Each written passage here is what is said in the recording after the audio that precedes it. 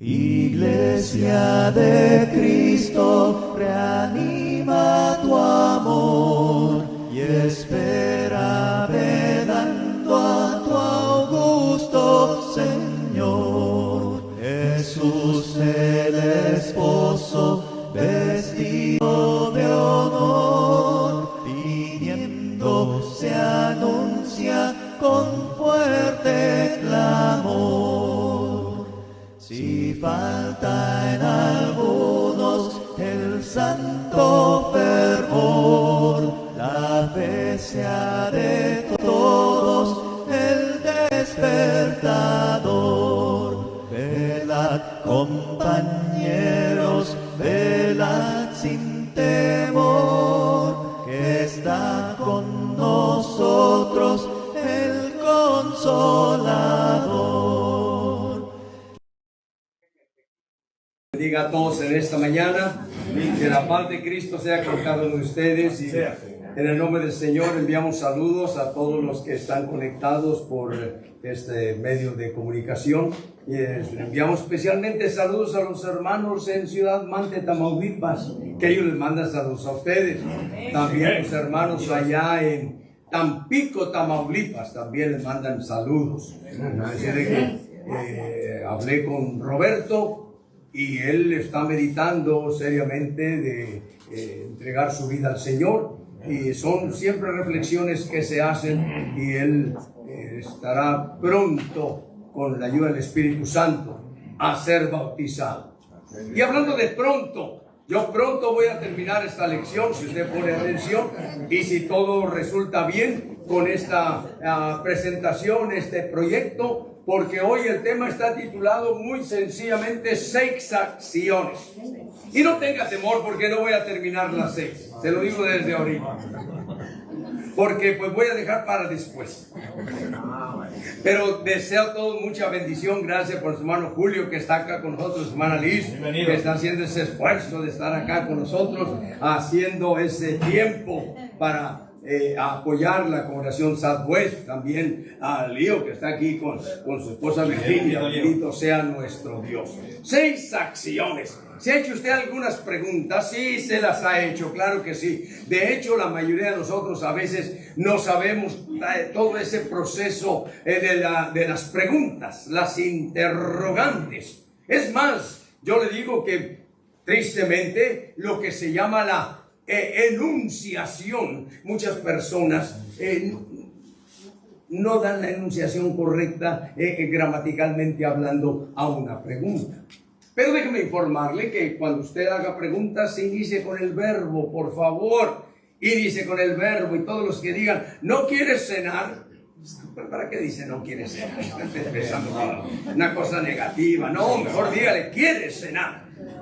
Le hace la pregunta, y entonces la pregunta ya tiene otro contexto. Hay preguntas abiertas y preguntas cerradas. Y le preguntaron a un estudiante, ¿y cuáles son las abiertas? Pues están abiertas. Y las cerradas, así como la puerta. Pero hay que entender la diferencia. Las preguntas abiertas son preguntas que dan oportunidad a la opinión. Te dan 3 colores. Y si te van a hacer una pregunta cerrada, te van a decir, ¿cuál es el verde? Y tú señalas el verde. ¿Cuál es el rojo? Lo señalas. ¿Por qué? Porque es una pregunta cerrada. Pero cuando te dicen, ¿cuál de estos 3 colores es el más bonito? Ay, la pregunta está bien. ¿Cuál congregación en Houston es la que más apoya las confraternidades? Bueno, ahí está la pregunta. Usted la puede hacer cerrada, la puede dejar abierta. Eso va a depender ya de cuestiones de opiniones. Cristo usó muchísimas preguntas. Muchas. Inclusive, cuando Él fue entregado, Él hizo varias preguntas. Es más, cuando estaba orando en el huerto del Getsemaní, ¿no han podido velar conmigo 1 hora? ¿Qué tipo de pregunta es eso? Bueno, lo vamos a ver enseguida, y esa noche en que él participó con sus discípulos, les hizo varias preguntas muy interesantes y no voy a tomar mucho tiempo en esto, solamente aprenda usted que hay preguntas que son cerradas, es un sí o un no, es donde usted da una respuesta directa porque no hay otra opción, no hay otra opción. Pero cuando usted dice, ¿cuál es el país más bonito de la América Latina? Ahí ya es una pregunta bien abierta y el asunto se va por un lado y se va por otro. Jesucristo, estando en la cruz, preguntó, ¿por qué me has desamparado? ¿Cuál fue la respuesta a eso? Es más, ¿cuál es la respuesta? Usted se ha puesto a pensar. Bueno, hay preguntas retóricas. Esas preguntas retóricas son muy interesantes. En la palabra de Dios vemos ese tipo de preguntas. ¿Sabe usted que el primero que preguntó fue Satanás? Ahí en el libro de Génesis fue el primerito que preguntó. Así es. Y su pregunta fue bastante capciosa. Pero estas preguntas retóricas son muy interesantes y la pregunta...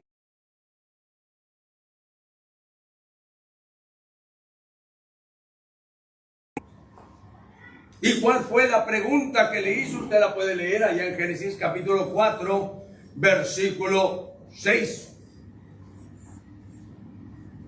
¿Por qué ha decaído tu semblante? ¿Por qué andas como andas? No hay respuesta para esta pregunta, porque es una pregunta retórica. Recuerden que la pregunta retórica normalmente no tiene respuesta de la persona a quien se le hace la pregunta, pero la persona que hizo la pregunta sí proporciona información. Gálatas capítulo 5, versículo 7. ¿Quién lo va a encontrar? A ver, búsquenlo, porque usted ya se acomodó ahí en su silla y ni la Biblia agarra, y ni es más, ni celular agarra, ni siquiera. A ver, ¿quién lo va a encontrar? Levántese, póngase de pie y léalo con esa voz tronante. Le vamos a esperar. Sí, adelante, hermano. Vosotros corréis.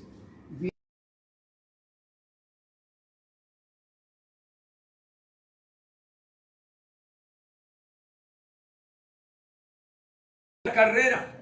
¿Quién te está?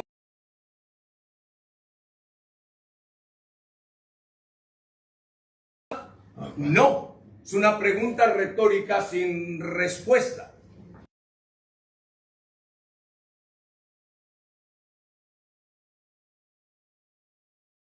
Ponte a pensar.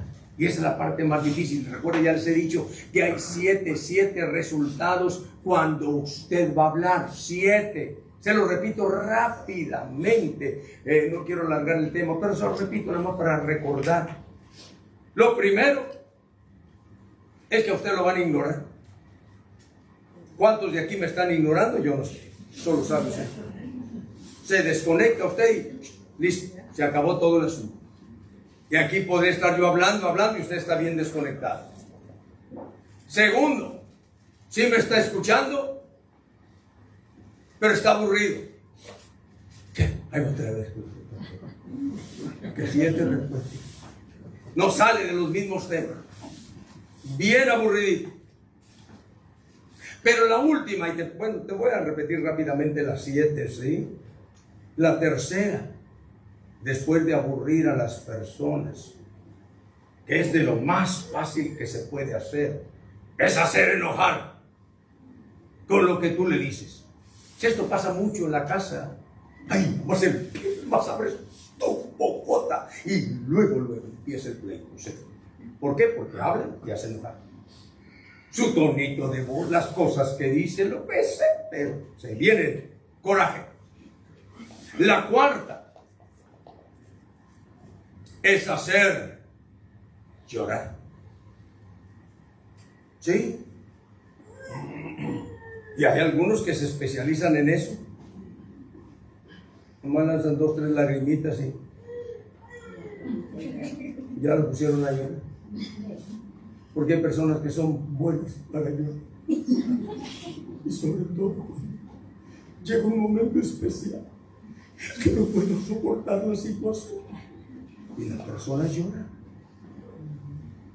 La quinta, hacer reír.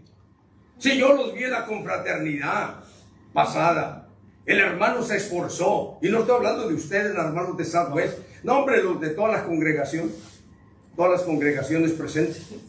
¿Qué dijo el predicador? El hermano Jonathan. ¿No entendieron? No entendieron. Es más, yo les puedo asegurar que muy pocos se acuerdan de cuál fue la ilustración que él contó. Porque hacer reír no es fácil. No es fácil. Que se burlen de ti, esa es otra cosa. Que se burlen de ti es otra cosa. Pero hacer reír no es fácil. La número 6 en dificultad es hacer pensar. Es lo que quiero hacer yo esta mañana, por lo menos lograr hacerlos pensar, y ojalá y lo logre. Pero la número 7, que es la más excelente, y no crea que Cristo por ser Cristo lo logró, porque no depende de quien lo hace, sino depende de quien lo va a hacer. Porque muchos escucharon a Cristo y estaban más endurecidos. Es más, les daba coraje tremendo. ¿Y cuál es la número 7? Hacer actuar. Aquel que hace lo que yo digo, lo voy a comparar con un hombre que cavó, que ahondó, que puso cimientos sobre la roca y ahí empezó a edificar su casa. ¿De acuerdo? El hacer, eso es lo más difícil. Por eso, la pregunta retórica con respuesta incluida, el apóstol Pablo la utilizó varias veces, y le pongo aquí Romanos capítulo 6, versículo 1 y 2. ¿Quién lo va a leer? Al ver una hermana de las que están bien activas buscando en la palabra de Dios, alguna hermana de las que están aquí presentes. ¿Qué pues diremos? Perseveraremos en el pecado para que la gracia Note la pregunta, siga.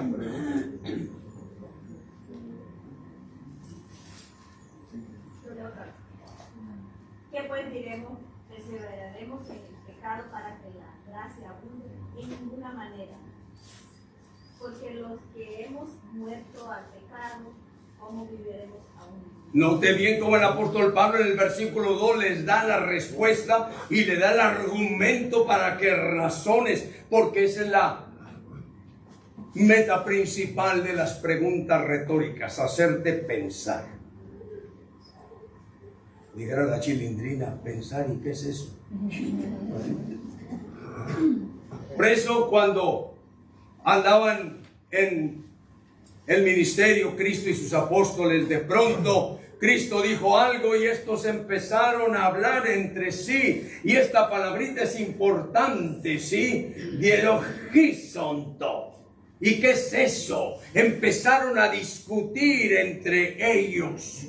Pero esta palabra discutir no es como que usted se agarra entre pleito de comadres, o entre pleito de cónyuges, entre pleitos de padres e hijos, que son una gritadera. No, esta palabrita quiere decir, vamos a plantear argumentos, a plantear preguntas con la intención de obtener información que a mí me va a ayudar a formar mi conclusión. Y los apóstoles hicieron esto. Dice la palabra de Dios que entendiendo Jesús lo que ellos estaban haciendo, les dijo, ¿qué discutís? ¿Porque no tenéis pan? No te vi la palabrita discutís. En español ya sabemos lo que eso implica. ¿Qué están haciendo? Discutiendo. Un contexto negativo. Pero usted hable de cualquier persona que ha pasado por las universidades y una sección de todos sus proyectos, especialmente de la tesis, es la discusión. donde se tienen que plantear los argumentos, escuchar los argumentos que te van a llevar a la conclusión. Es lo que podríamos decir el análisis. Dice la palabra de Dios: ¿no entendéis ni comprendéis? ¿Aún tenéis endurecido vuestro corazón? Fíjense todas las preguntas retóricas que nuestro Señor Jesucristo le está dando a sus apóstoles. Teniendo ojos no veis y teniendo oídos no oís. Y note la última: y no recordáis. Vamos a analizar esto con detalle. Como les dije, vamos a ver varias acciones, 6 en total. No se espante, que no va a alargarse. Uy, faltan 6 de aquí a que vaya. No se preocupe, no. Ni se acomode ahí en su asiento, porque no va a haber oportunidad del pestañeo que sea muy amplio. ¿Qué es la acción? ¿Qué es eso de la acción? Ya usted lo sabe, se le ha enseñado a las personas que cuando no hay verbo, es solamente una frase. No hay verbo. No dices nada. Y es importantísimo, por eso en las escuelas le enseñan desde temprano a utilizar los verbos y especialmente los tiempos verbales. Tristemente, déjeme decirle, la mayoría de nosotros los hispanos no sabemos usar los tiempos verbales. ¿Cuántos tiempos verbales son? Le pregunto usted a cualquier hispano y va a decir, pues 3. Presente, pasado y futuro. 3. Pregúntale a Google, pregúntale a ver cuántos tiempos verbales hay y te lo va a decir. Y especialmente el uso de ese tiempo verbal llamado el subjuntivo, que tanto problema nos da. Por eso, dice el griego, theos en o logos, y el verbo era Dios. La actividad, la acción, el movimiento. Se tenían que hacer las cosas y hay que hacerlas. Note bien la palabra logos, y ya hemos hablado de ello, que esta palabra es muy interesante. Y esta palabra es lo que va a determinar con las actitudes que se tenga y el comportamiento que se tenga, el resultado de esas acciones. ¿Qué actitud tienes para actuar? Precisamente recuerde la logomagía. La persona al empezar a hablar, si vas a dar respuesta a una pregunta, recuerda, ¿dónde andabas? ¿Con quién andabas? ¿Por qué hiciste esto? ¿Cómo va a responder usted? Si va a responder con logomagía, ¿qué es eso de la logomagía? Es un problema que la palabra de Dios nos habla y nos dice que es simple y sencillamente la palabra logo, que es hablar, y magía, que es pelear. Voy a responderte para ponerte en tu lugar. No para argumentar, no para analizar, no para reflexionar, sino para pelear. Por eso recuerde, por favorcito, la eriteía, Romanos 2.8. ¿Alguien lea Romanos 2.8? Por favorcito. Se la dejamos a un varón que anda muy rápidos ahora. Pero ira, enojo a los que son contenciosos y no obedecen a la verdad, sino que obedecen a la injusticia. Note bien cómo traduce la Reina Valera 1960, contenciosos. Y eriteía es la persona que promueve la disensión. Le encanta que haya grupitos. Promueve diferentes opiniones. Inclusive hay personas que se especializan y van y hablan con uno, y aquello que hablaron van y se lo dicen al otro. Pero lo que es peor, a veces lo que hablaron no lo dijo la otra persona, lo dijo esta misma persona, que después va a hablar con otro y le dice, aquel dijo. Trae un espíritu maligno. Ericeía es la diosa de la discordia. Es una inclinación negativa. Por eso, recuerde, cuando haya discusiones, especialmente con el cónyuge, con los hijos, etcétera, etcétera, ¿cuál va a ser el resultado? ¿Sí? Porque hay personas, dice la palabra de Dios, que son filoneicos. Si tenemos esa actitud, empecemos a eliminarla, quitarla, minimizarla hasta donde sea posible. ¿Y qué es un filoneico? Ya lo entiende. Filos, aquella persona que quiere, que le gusta, que es atraído hacia algo. Y neikos es de los tenis Nike, que significa la victoria. ¿Y qué es el filoneico? Aquel que quiere ganar. Siempre quiere ganar. No, hombre, si vieran los choricitos de mi pueblo, esto no es nada. Allá en el mío, allá sí que. Y empieza el filoneico todo el tiempo. ¿Sí? Por cualquier, usted lo ve, si se descuidan, nuestras actividades se convierten en arenas de lucha. ¿Por qué? Por la actitud del filoneico. ¿Sí? Y por eso dice la palabra de Dios bien claro, 2 Timoteo 2:24, alguien léalo por favor, y está hablando aquellos de los líderes especiales dentro de las congregaciones. Y cuando me refiero a líder, me refiero también a las lideresas. Porque el siervo del Señor no debe ser contencioso, sino hable para con todos, apto para enseñar, sufrido. Bien, amable para con todos, apto para enseñar, sufrido. O sea, no debe ser un majestare. ¿Y qué es un majestare? ¿Se acuerda de la magia? Es aquel que le gusta pelear. Le gusta, lo trae ya. Sí. No hay mejor equipo de fútbol en México que las Chivas del Guadalajara. Y a ver, gáname eso.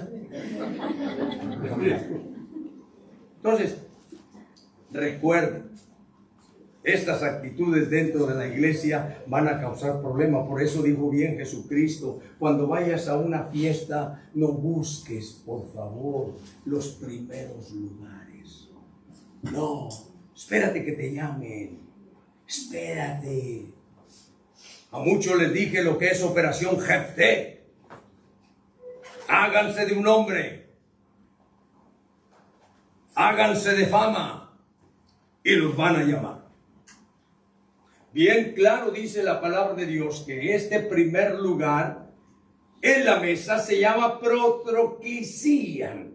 Proto es primero.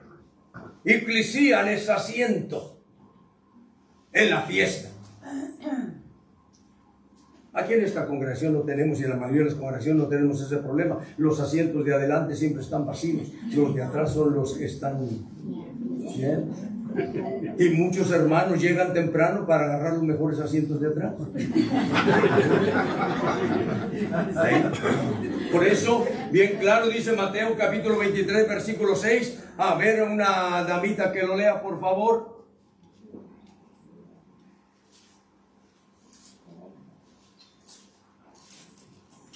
Y aman los primeros asientos en las cenas y las primeras sillas en las sinagogas. ¿Se da cuenta? No nada más en las fiestas, no, también en los recintos religiosos como este, ¿sí? Allí en la sinagoga. Ya no se llama protoclisía, no, ahora tiene otro nombre y se llama protocatedrías. La cátedra, pues. Buscar ese lugar. Bueno, aquí en esta congregación, la mayoría de las congregaciones de la Iglesia de Cristo no tenemos esas costumbres, pero los grupos sectarios tienen esa costumbre. Usted ha visto, en ciertos lugares está una silla o 2, 3 sillas especiales al frente, y cuando pasa el reverendo, pasa el pastor, dice y anuncia: hay entre nosotros algún reverendo, algún pastor, y se levantan. Siempre va usted a escuchar 2, 3 pujiditos así. Y se viene caminando y le dan el asiento al frente. Hay muchos grupos que no permiten en un púlpito como este estar hablando a personas que no hayan recibido la unción. Allá abajito los laicos. la protocatedría. Recuerde que proto es el primer lugar. Alguien lea Marcos capítulo 12, versículo 39, que es lo mismo que leyó. Algún varón, léalo por favor.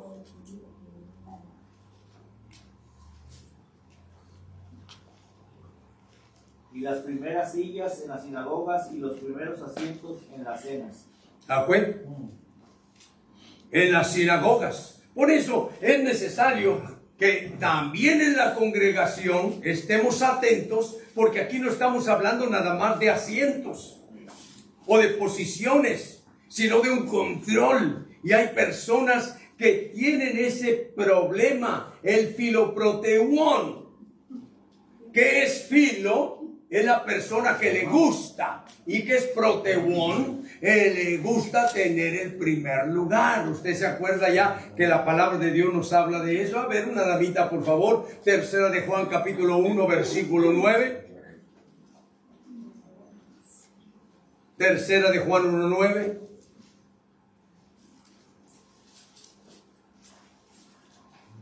Yo he escrito a las iglesias, pero Diótrefes, al cual le gusta tener el primer lugar, entre ellos no nos recibe. ¿Se da cuenta? No nos recibe. Y si usted le sigue leyendo ahí, va a decir, además hasta a otros les prohíbe. ¿Cuántos filoproteuón hay por ahí en las congregaciones?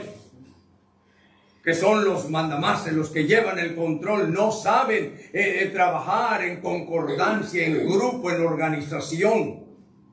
Les gusta, porque tienen este tipo de inclinación.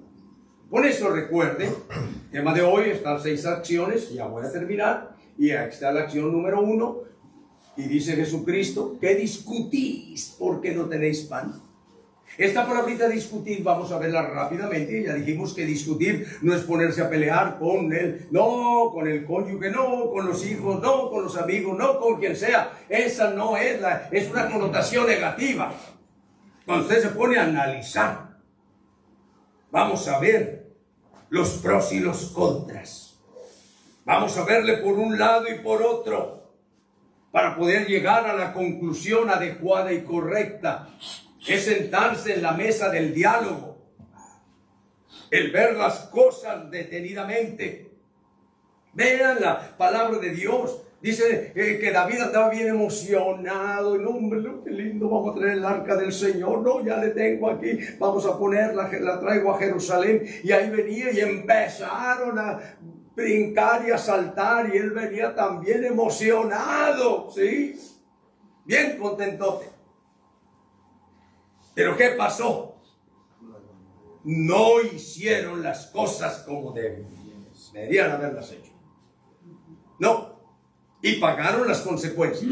Siempre se pagan las consecuencias cuando no se hacen las cosas como no o como deben hacerse. Por eso, cuando usted va a dialogar, tenga mucho cuidado, evite el paroxismo. ¿Y qué es el paroxismo? Lo puede leer en Hechos capítulo 15, versículo 39. Dice la palabra de Dios, es una posición intransigente. Es el paroxismo. Que sí, pues no. Que no, pues sí. Y la persona se pone en esa posición y no hay manera de arreglar esas cosas. Esto es lo que trae la separación en las familias, la división entre las organizaciones, separación entre las amistades. El paroxismo es muy peligroso.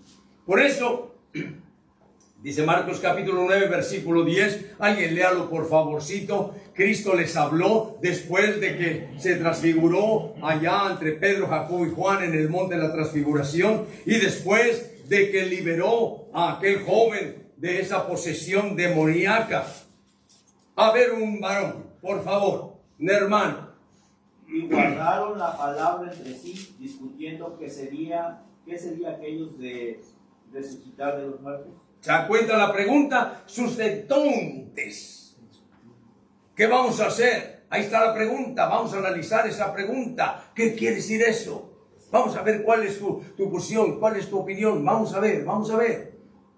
Pero si en tu posición tú no estás dispuesto a cambiar, ahí es donde está el problema. Yo les he dicho a todos, yo estoy convencido de lo que estoy convencido, pero estoy listo a moverme cuando me convenza de algo de lo que estaba convencido, que es incorrecto ahora. Quizás los confundí, pero yo ahorita estoy bien convencido de lo que estoy en lo correcto. Pero estoy con mi mente abierta, con mis ojos abiertos para ver cualquier otra posibilidad que pueda existir.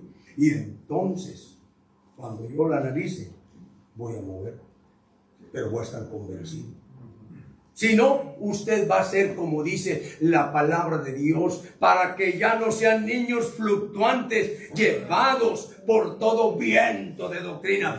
Sopla para acá, sopla para acá, sopla para allá, y anda como veleta moviéndose para un lado y para otro. No. Usted analice, reflexione, como hicieron los apóstoles. ¿Qué quiere decir esto de la resurrección? A ver, vamos a ver. No. Y batallaron en entender esto. Cuando el apóstol Pablo, estando en Éfeso, después de aquella conversión de aquellos discípulos que nos ha impresionado tanto, dice la palabra de Dios que él en la sinagoga usaba esta palabrita, dialegómenos. ¿Y qué es eso de dialegómenos? ¿Alguien lea Hechos 19:8?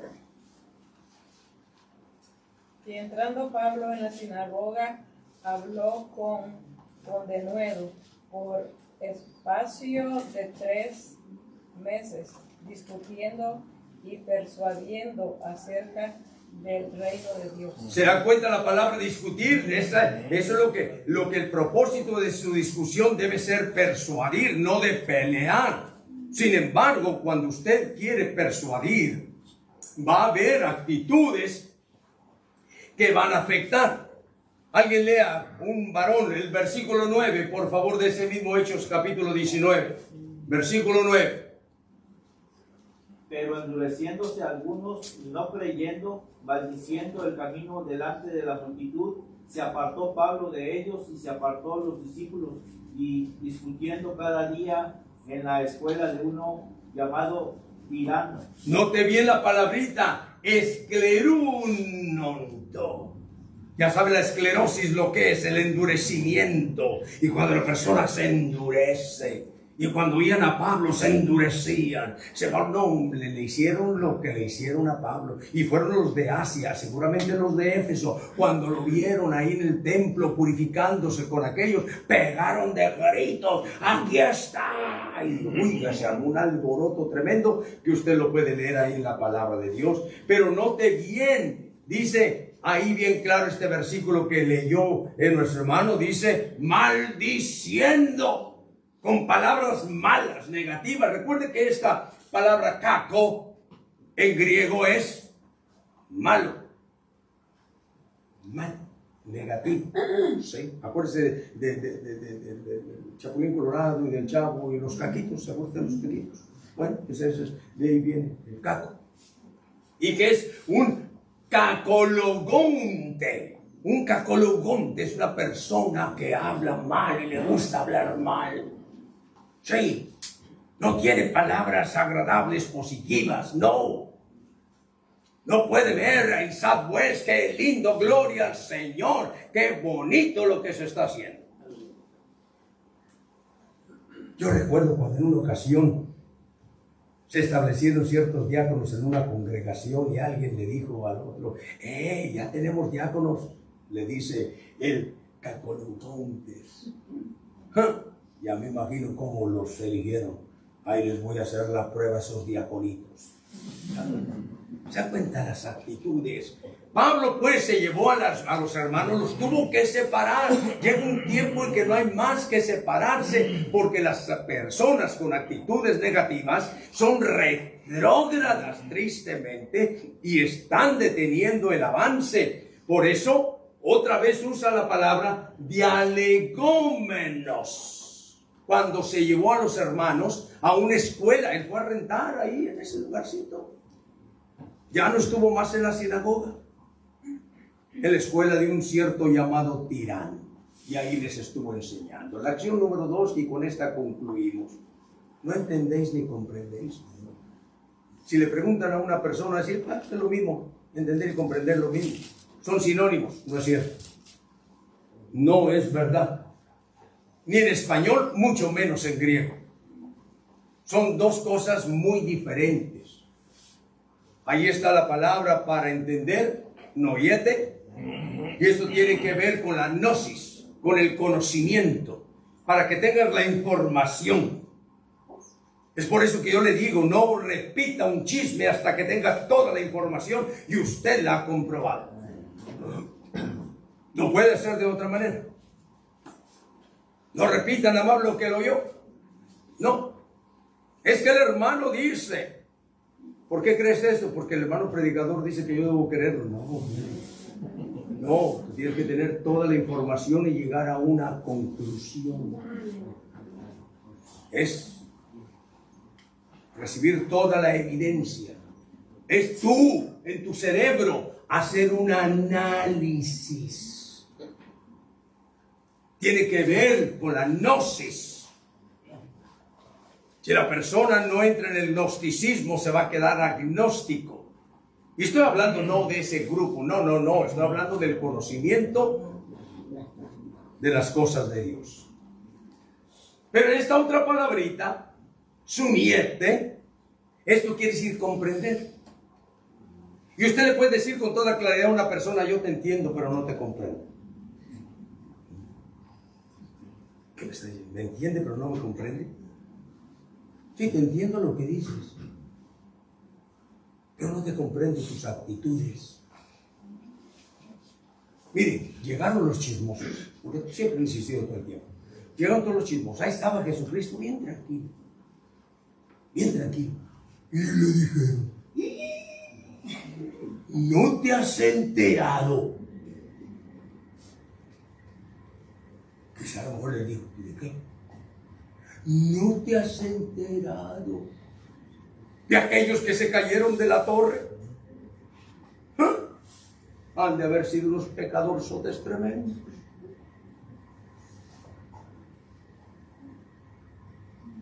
¿No te has enterado? Le venían con el chiste, como si él no supiera. Que Pilato mató a aquellos que iban a sacrificar y mezcló la sangre de ellos con la de sus sacrificios. ¿Qué le están dando a Jesucristo? Noiete nada más. Pero Cristo se los lleva al suniete. Los quiere hacer pensar. ¿A poco piensan ustedes? Les dijo claramente que estos les pasó lo que les pasó porque eran más pecadores que los demás. No. Yo se los digo bien claro, dijo Jesucristo. Si no se arrepienten, y no te viene esa palabra arrepentimiento, ya la hemos analizado en otra ocasión. No estamos hablando de la metaméledes, que es nada más pura emoción, puro el momento y ay, sí. No, es un proceso mental, la metanoia, donde no nada más entiendo, sino ahora estoy convencido. No nada más entiendo que debo dejar de fumar, que debo dejar de emborracharme, que debo dejar de decir malas palabras, que debo dejar de adulterar. No nada más entiendo, sino que comprendo. Y cuando entras en la comprensión es un cambio tremendo. Digo, porque muchos aquí entienden que deben llegar temprano a la clase bíblica. Muchos aquí entienden que no deben dejar de participar de la Santa Comunión cada primer día de la semana. Y muchos aquí entienden que deben ofrendar cada primer día de la semana y ofrendar generosamente y que aprendan a sacar sus números. Tanto gané, ¿cuánto estoy dándole al Señor? 2% nada más. Si lo entiendes, puro conocimiento. Pero para que llegues al suniete, a la comprensión, ¿cómo no voy a darle generosamente al Señor si Él ha hecho tanto por mí?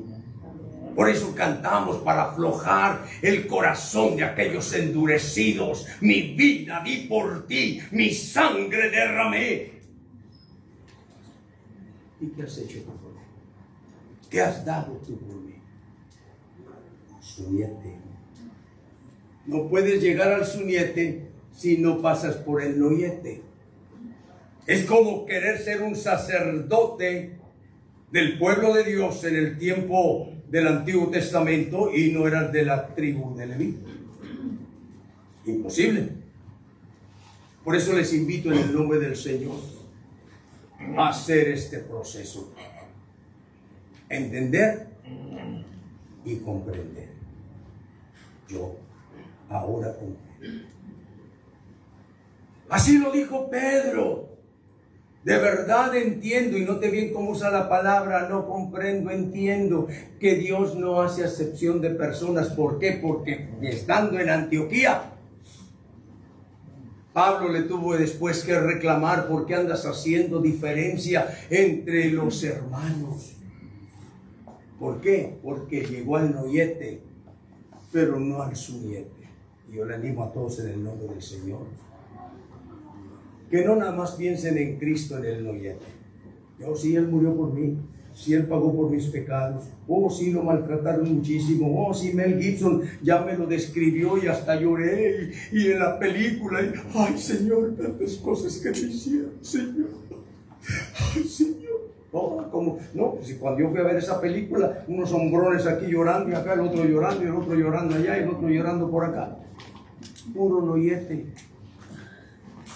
Sino que vayas realmente al suniete. Y que cuando veas a Cristo crucificado y pienses en Él y sepas de Él, decidas entregarte a Él de todo corazón, confesando que Él es el Hijo de Dios, creyendo en Él como tu Salvador y bajando a las aguas del bautismo para ser fiel hasta la muerte. Entonces vamos a poner de pie, vamos a cantar un himno de invitación. Y cualquier persona que necesite a Cristo porque ha comprendido que, como dijera Pedro, sin ti nada podemos hacer. ¿A quién iremos? Porque solo tú tienes palabras de vida eterna. No duden en pasar al frente mientras se canta el himno de invitación. Los hermanos encargados le estarán recibiendo.